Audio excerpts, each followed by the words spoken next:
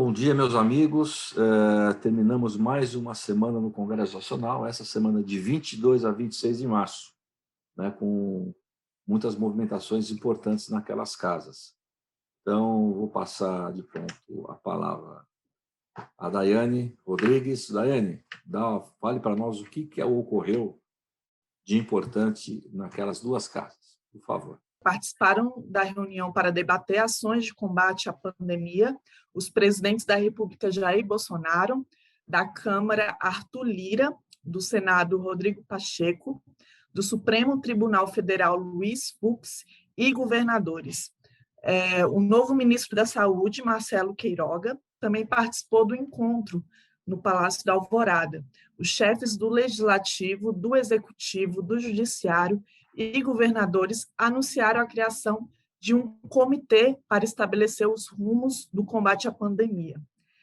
Lira defendeu a despolitização da pandemia e lembrou da atuação responsável da Câmara dos Deputados no combate ao novo coronavírus. O presidente do Senado, Rodrigo Pacheco, reforçou a liderança do presidente Bolsonaro na condição do combate à pandemia. Segundo ele, o comitê vai atuar de forma conjunta com os demais entes federados e os poderes da República. Pacheco vai ser responsável por levar ao comitê as demandas de governadores e prefeitos em relação à busca por novos leitos, a solução pelos problemas de oxigênio nos hospitais e a ampliação da vacinação. Jair Bolsonaro destacou a harmonia entre os poderes e afirmou que há unanimidade para se dedicar à vacinação em massa no país. O presidente do STF, Luiz Fux, afirmou que, embora a corte não possa compor o comitê que vai ser criado, vai auxiliar os integrantes para dirimir as eventuais judicializações das propostas encaminhadas. O governador do Goiás, Ronaldo Caiado, que participou presencialmente do encontro, afirmou também que é a hora de mostrar solidariedade e informou que todos vão buscar ampliar a vacinação da população brasileira. Bem, presidente, comente para nós um pouco esse encontro com as autoridades para debater a questão da vacina. Finalmente foi formado um comitê, né, para estabelecer os rumos de combate à pandemia, né? Tudo bem, antes tarde do que nunca, na verdade. Reuniu-se aí os presidentes da Casa, do Congresso, né, do Senado e da Câmara, o presidente da República, o ministro da Saúde, o presidente do STF, Luiz Fux, enfim. E os governadores, por videoconferência, né? Apenas presencialmente, pelo que eu li, né? O governador de Goiás. Então, eu acho que isso é importante. Na verdade, nós temos que pensar em as estatísticas mundiais de vacinação, não está tão mal, né? Não está tão mal em relação à vacinação que está sendo dada hoje no mundo todo. Até que está indo até bem, né? A gente tem a sensação que está indo devagar, e de fato até pela falta da vacina e tudo mais, mas em percentuais, né? Isso é disponível na internet, é fácil de verificar, as pessoas podem verificar isso e vão analisar e ver com critério que o Brasil, evidente, se tivesse mais vacina, a gente teria uma condição muito mais favorável, né? Como os países mais ricos que estão vacinando de forma maciça, né? O próprio Estados Unidos, né? Uma vacinação, assim, uma forma de vacinação muito efetiva e está aumentando cada vez mais as pessoas imunizadas no país lá, nos Estados Unidos, né? O Brasil tem esse critério, né? Esse know-how de vacinação. Então, ele é um país referência nisso. Se tivéssemos mais vacinas, a gente está bem ranqueado, vamos colocar assim, em relação aos países no resto do planeta Terra. Com relação a essa fala do Lira de despolitização, eu acho que isso é extremamente importante, tem que levar esse critério, o critério da saúde, né?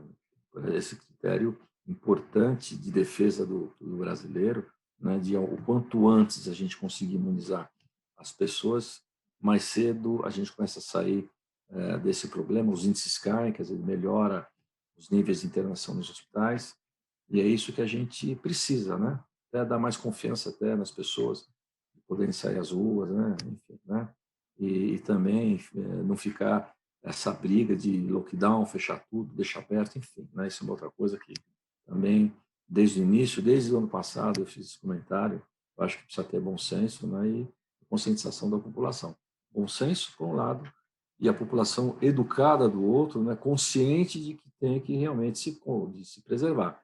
Só isso. Se isso tivesse sido colocado em cada uma das pessoas de forma muito criteriosa, o Brasil estaria hoje não com lockdown, provavelmente com os seus comércios abertos, funcionando regularmente, mas é evidente que o nível de frequência estaria mais diminuído, né? Porque as pessoas estariam se preservando mais, tendo mais cuidado, tá certo? Então, isso tudo que é importante. Percebe que quem está se preservando de verdade, não ficando em casa, se preservando, que eu digo é usar máscara adequada, passar o gel, manter uma certa distância das pessoas, a forma de cumprimentar e tudo mais.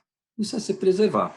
Essas pessoas que estão se preservando não estão ficando infectadas, né? Isso é claro, se você pegar e analisar, todo mundo conhece pessoas infectadas, né? Infelizmente, umas que foram bem, enfim, não tiveram sintoma algum, outras que infelizmente tiveram ao óbito, né? Mas todo mundo tem algum histórico na sua família nesse particular, né? E é importante ter essa visão e a importância de se manter esse distanciamento, manter esse critério. E se analisar, pode verificar que alguma falha houve nessa questão do descuido pessoal, né? Foi em alguma festa, foi em algum lugar que não se cuidou, não usa máscara, ou coisas desse tipo. A gente realmente precisa acreditar, isso é extremamente sério, a gente precisa se preservar, né?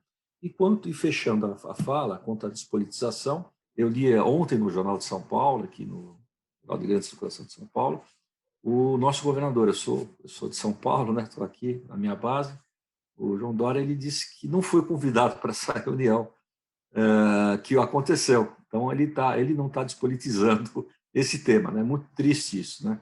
Na verdade, tem que se unir. Ele, evidentemente, está querendo marcar uma posição independente, né? Nessa questão de ajuda aqui, tanto ao Estado de São Paulo como ao Brasil. Mas isso eu acho que é muito ruim. Isso não é bom para ninguém, né? Então, a gente tem que tentar se unir, sim, cada vez mais, né? Deixar de lado as questões políticas para poder colaborar de forma uniforme aí com a situação que o Brasil passa, né? E eu tenho muita fé, eu acredito que entrando agora as vacinas, a gente já tem todo o know-how de vacinação. E entrando as vacinas, a gente rapidamente vai conseguir recuperar e vacinar o maior número de pessoas possível. Então, é isso com relação a essa primeira parte, que foi extremamente importante, essa união do governo centralizado, né, do executivo, realmente se manifestando favoravelmente a isso, né? Eu acho que também existe uma certa resistência lá, só de rebater, vamos dizer assim, contradições ou, enfim, opiniões dos estados, dos municípios, e isso não era muito bom. Então, essa ação do presidente foi muito importante para a retomada desse assunto tão sério para o país. Excelente, presidente. Bem, já na Câmara dos Deputados, na quarta-feira, em reunião marcada por muito embate, intensa obstrução, promovido por partidos que se opõem ao governo federal, a Comissão de Constituição e Justiça da Câmara dos Deputados não votou recurso do deputado Boca Aberta, do PROS Paraná, contra a decisão do Conselho de Ética pela suspensão de seu mandato. O recurso tranca a pauta e a comissão não pode avançar em outros assuntos enquanto não votar a matéria. Ao longo de toda a reunião, partidos de oposição obstruíram os trabalhos com a apresentação de questões de ordem, assim como requerimentos e discursos com o objetivo de adiar a votação. A obstrução não tem como alvo o recurso do deputado Boca Aberta em si, mas tentar impedir que a CCJ avance em outras propostas após a votação do recurso, que tranca a pauta do colegiado. A principal proposta que a oposição tenta impedir é a reforma administrativa, a PEC 32 de 2020, que, entre outros pontos, restringe a estabilidade no serviço público e cria 5 tipos de vínculos com o Estado. Quando a análise do recurso de Boca Aberta for concluída, está prevista a votação de uma série de requerimentos para a realização de audiência pública sobre a proposta. Esse é um dos passos citados pelo relator, deputado Darcy de Matos, PSD Santa Catarina, para a apresentação de seu parecer. Para o relator da reforma administrativa, por outro lado, a oposição não está interessada em votar. Ele falou da seguinte forma: afirmam categoricamente que é preciso essa comissão votar pauta de combate à pandemia e, no mesmo instante, apresentam requerimento por adiamento da votação do recurso do deputado Boca Aberta por 2 sessões, sabendo que esse recurso tranca a pauta. Então, a oposição quer votar questões importantes para o Brasil ou não? Questionou o deputado. Na Câmara também, presidente, nessa quarta-feira, foi aprovada a criação do programa Proleitos, que incentiva empresas a contratarem leitos clínicos e de UTI da rede privada de saúde em favor do Sistema Único de Saúde, o SUS, para atender pacientes com Covid-19. A medida consta no projeto de lei 1010, de 2021, do deputado Dr. Luiz Antônio Teixeira Júnior, do PP Rio de Janeiro. O texto será enviado ao Senado. Em troca da contratação, os valores gastos poderão ser deduzidos no imposto de renda de 2021 pelas empresas que declaram imposto na modalidade lucro real. O projeto foi aprovado na forma do substitutivo do relator deputado Irã Gonçalves, do PP Roraima, e, segundo o texto, o programa existirá enquanto durar a emergência de saúde pública decorrente da pandemia e dependerá de regulamentação do Poder Executivo. O gestor local do SUS deverá atestar a disponibilidade do leito a ser usado de acordo com as necessidades sanitárias específicas de cada ente federativo. Caberá ao Poder Executivo estimar o total de renúncia fiscal e acomodar a despesa da lei orçamentária deste ano, mas o relator já colocou um limite de 2,5 bi de reais. Embora o substitutivo permita o uso das deduções também por pessoas físicas, o relator colocou essa permissão em dispositivo separado do das empresas, o que pode viabilizar um veto a essa parte. Bem, presidente, comente um pouco para nós essas 2 matérias lá da Câmara dos Deputados. Você veja que ação, né? Quer dizer, os partidos de oposição, eles criaram dificuldades para o andamento da votação do recurso do deputado Boca Aberta, né? Isso por conta do regimento interno. E o que aconteceu? Trancou a pauta. Trancou a pauta. Isso, infelizmente, é usado com muita frequência, constantemente, dentro daquelas casas, as ações, né, de trancamento de pauta para travar, às vezes, outros projetos que têm nada a ver com esse, porque existe internamente o tal do regimento interno, né, que, infelizmente, traz essas questões, né? Tem todo um critério de aprovação das pautas que entram naquela casa. E, infelizmente, isso é antigo, né? E deveria sofrer uma revisão, ao nosso ver, né? Sofrer uma revisão, porque não tem cabimento você trancar a pauta, não tem lógica nenhuma os congressistas usarem esse tipo de recurso, né? Eles fazem isso usando como se fosse um xadrez, né? Vamos trancar a pauta aqui, que aquele projeto está ali, a gente não quer que aprove, então segura isso aqui, segura lá, trava, vamos fazer um acordo político por fora, aí é um acordo de lideranças, é isso, é aquilo. Quer dizer, isso é um verdadeiro absurdo, né? A gente tinha que forçar, quer dizer, está mais do que na hora dos nossos representantes que estão lá naquelas casas começar a questionar esse regimento interno, modificar o regimento. A gente tem que ter celeridade e agilização, né? E prioritar, né? Dar prioridades a pautas, né? A gente vai trancar uma pauta aqui de um recurso de suspensão do mandato do deputado, né? Em prol do quê? Quer dizer, em prol de tanta coisa importante como a reforma administrativa é. Muito mais importante que isso. Não tem lógica. Você trancar a pauta de uma reforma administrativa por causa de uma pauta que eles seguraram, trancaram, né? Para não andar andamento da reforma administrativa. Quer dizer, isso é um verdadeiro absurdo. Então, fica aqui a minha um manifesto aqui, né, como cidadão, né, que votei em pessoas que estão lá me representando naquela casa, né, todo brasileiro que votou tem que pensar assim, né? Temos que cobrar os nossos representantes lá, tanto deputado como senador, porque isso, infelizmente, é um critério utilizado por eles politicamente, como se fosse um jogo de xadrez, tá certo? Para segurar aprovações que eles não querem. Então, eles vão segurando o máximo que é possível. Tem que ter outras situações colocadas, né?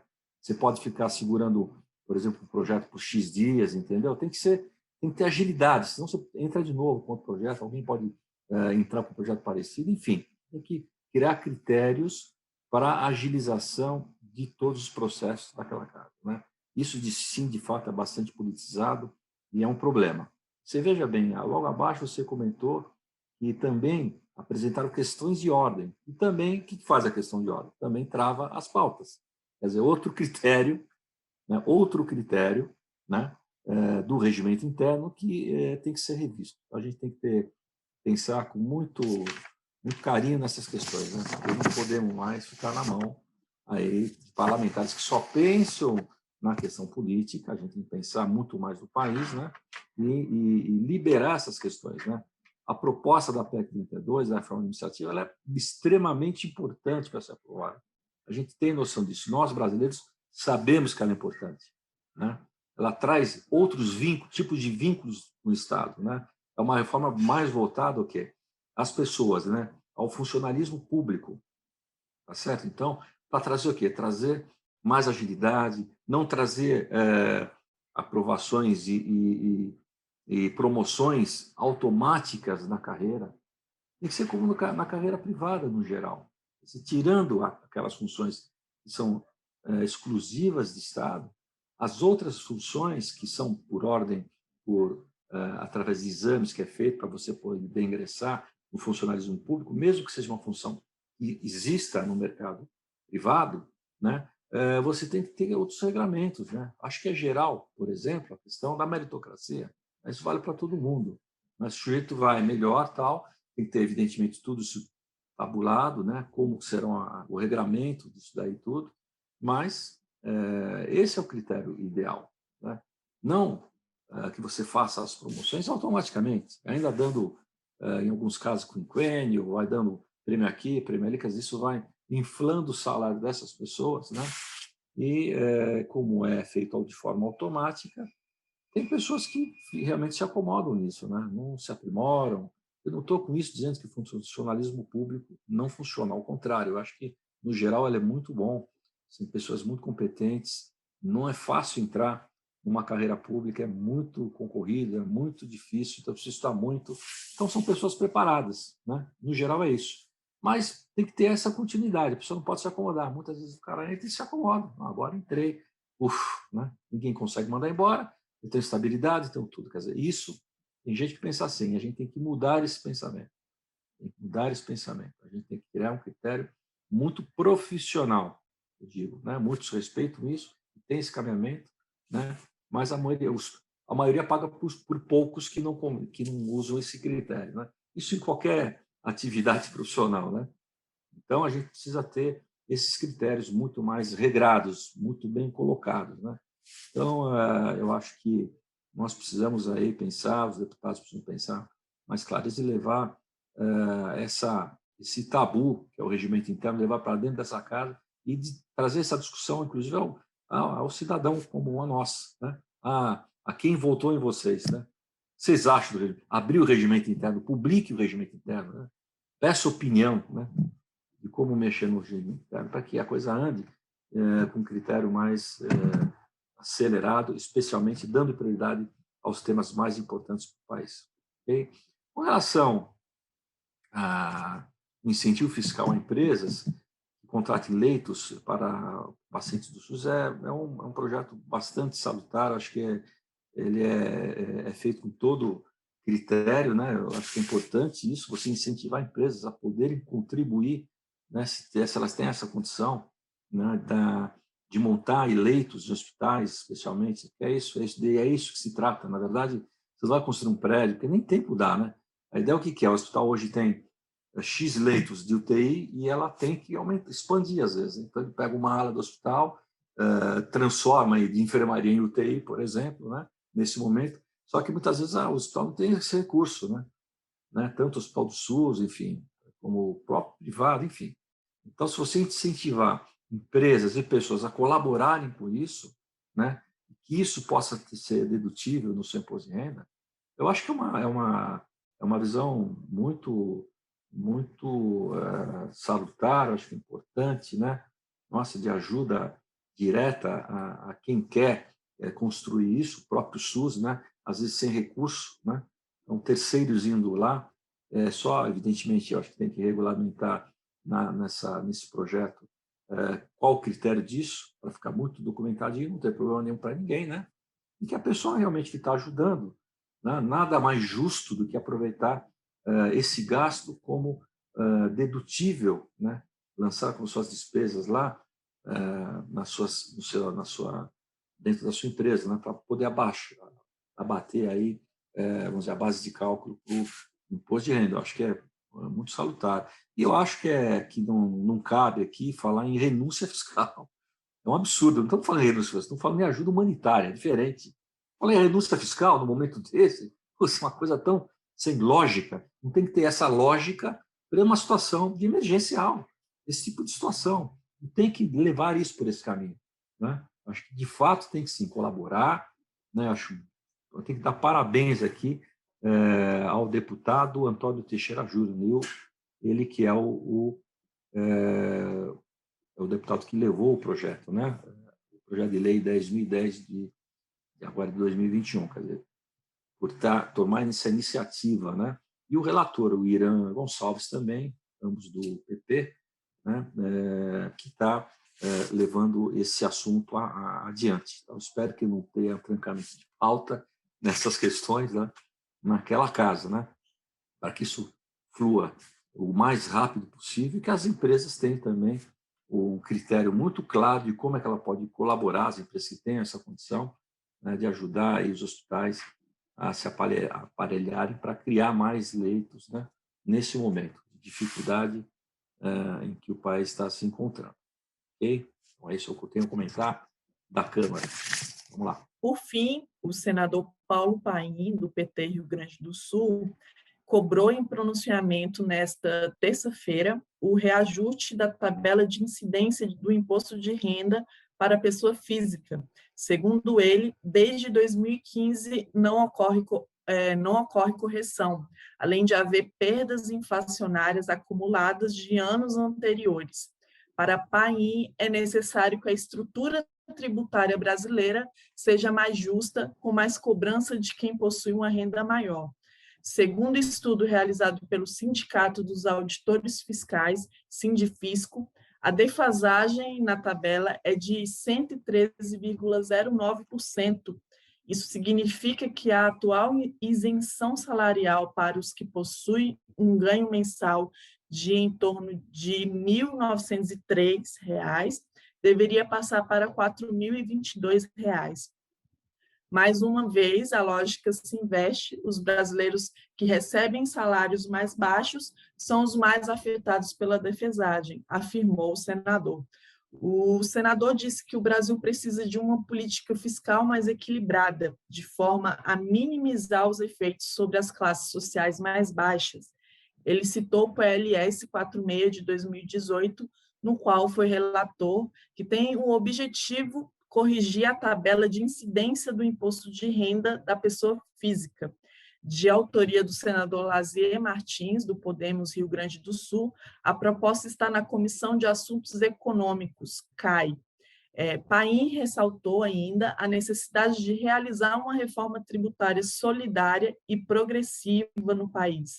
Para o senador, outra questão que afeta os mais pobres é a forte tributação sobre o consumo, o que agrava a desigualdade social e distancia o país ainda mais de uma distribuição mais justa de carga tributária. Ele disse da seguinte maneira: a correção não apenas beneficia o bolso do trabalhador, como também aumenta o poder de compra dos assalariados. Com isso, contribui para que a roda da economia seja acionada e todos ganhem, ou seja, é benéfico também para a economia do país porque aumenta o consumo. argumentou o senador. O presidente também lembrando que na reunião de ontem, na comissão que analisa as medidas da pandemia, do governo na pandemia, os senadores e os deputados receberam o ministro da Economia, Paulo Guedes, e o senador Isalci, do PSDB do DF, pediu para o ministro que estude a prorrogação do pagamento de multas de obrigações acessórias. Então, presidente, eu quero que o senhor comente um pouco sobre as ações da FENACON frente a essas questões tributárias.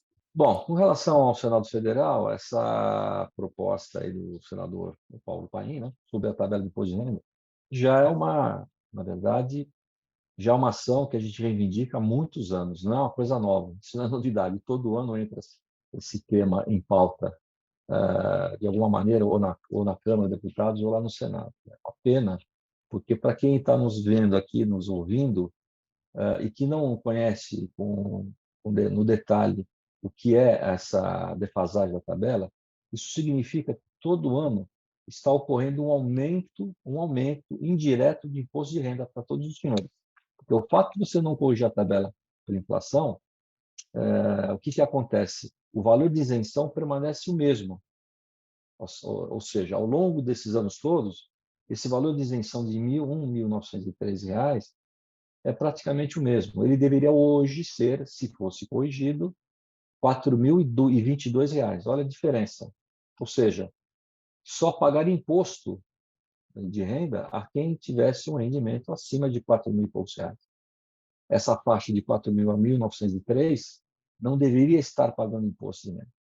Então, isso, de fato, é um aumento de imposto de renda indireto. Né? Isso é uma realidade, né?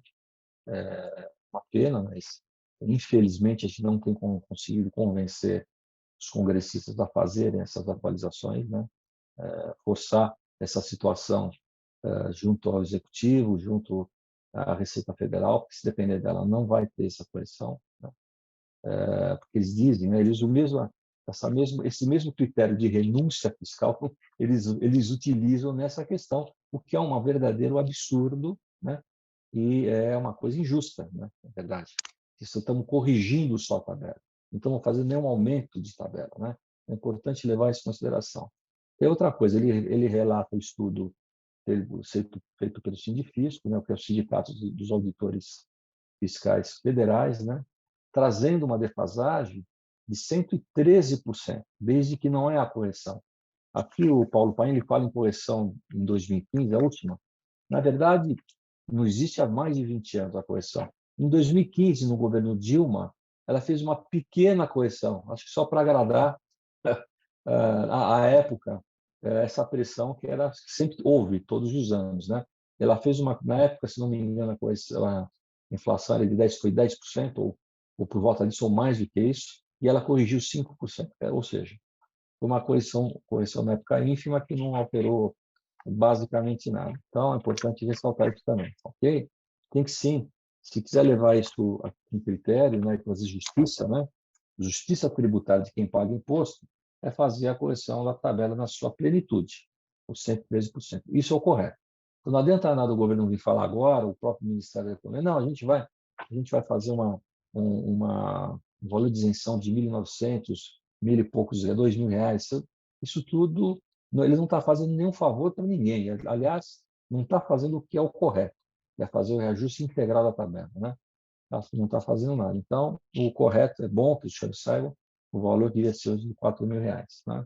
E com isso, obviamente, você prejudica muito mais as pessoas menos favorecidas, que têm um salário mais baixo, que muitas vezes ela poderia nem estar pagando, nem precisaria pagar imposto, está pagando imposto injustamente porque não foi corrigida a tabela. Né? Então, isso é uma situação extremamente preocupante, né? Mas que a gente tem que ficar atento a essas coisas, né?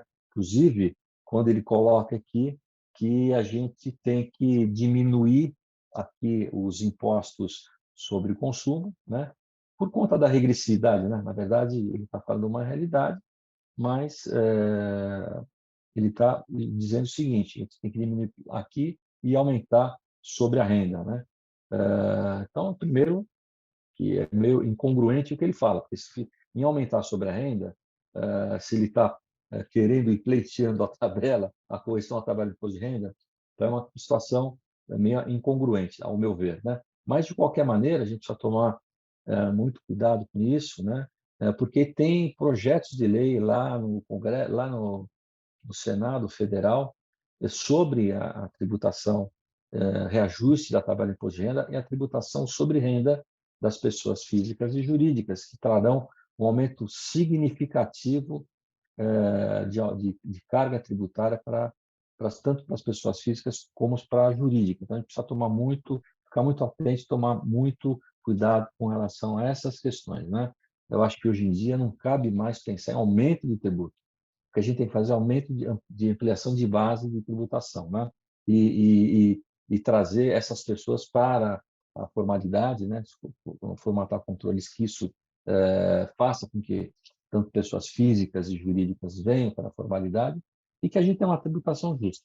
Que é por aí que a coisa vai funcionar, ok? Então, sobre esses dois temas, tanto da Câmara como do Senado, eu já aqui dei o meu parecer. Agradeço aí mais um fechamento de uma semana que vai se começando difícil aqui no meu município, São Paulo. Começa com feriado, hoje é feriado em São Paulo, né? Foi antecipado diversos feriados municipais aqui pelo nosso prefeito, feriados até de 2022, olha que coisa mais interessante. Nem sei se eu vou estar vivo até lá, né? Mas ele já antecipou o meu feriado, né? Então, é uma coisa, sim, complicada, né? A gente não sabe dizer se é ruim ou se é bom, né? Mas volto a dizer que é importante que a gente tenha, nós cidadãos, bom senso nas coisas que fazemos, né? Então, a gente vê, infelizmente, lá na rua muita gente sem máscara e andando assim, de peito aberto, sem máscara, achando que ele está certo, é bonitão, está certo ele, está errado, né? Isso é que motiva, infelizmente, às vezes um dirigente, né? Um prefeito a tomar uma atitude dessa, de fechar por 10 dias, né? 10 longos dias, tudo. Fechou tudo no município. Só vai ficar aberto aquelas atividades essenciais, né? Que eles consideram essenciais. Então, isso é muito triste. Triste porque a gente está deixando cada vez mais doente as empresas. A gente está tentando preservar as vidas, enfim, do problema sanitário, né, da Covid, mas estamos aumentando a doença das empresas, dos negócios que geram empregos, geram uma segurança para as famílias, porque é daí que vem o retorno, né, dessas pessoas, né, chefes de família, né, enfim, do seu dia a dia, do seu custeio, né, para que você possa ter tranquilidade no caminhar, né? Então, acho que assim, temos que ter bom senso para preservar as duas coisas, né? Preservar tanto a saúde, como preservar também as empresas e os empregos, né? Isso é muito importante. Ok? Então, obrigado mais uma vez. Bom fim de semana a todos. E apesar de em São Paulo estar de férias, eu vou continuar trabalhando fortemente aqui para a nossa federação, que ela não é em São Paulo, é em Brasília, a sede. E teremos aí na sexta-feira que vem mais alguns detalhes da semana no Congresso Nacional. Bom abraço e até a próxima semana, semana de Páscoa, semana importante para a nossa conscientização, o que significa a Páscoa, né? E vamos aí rezar, enfim, meditar sobre esses temas importantes que a gente tem que ter nos nossos corações. Um abraço, até lá.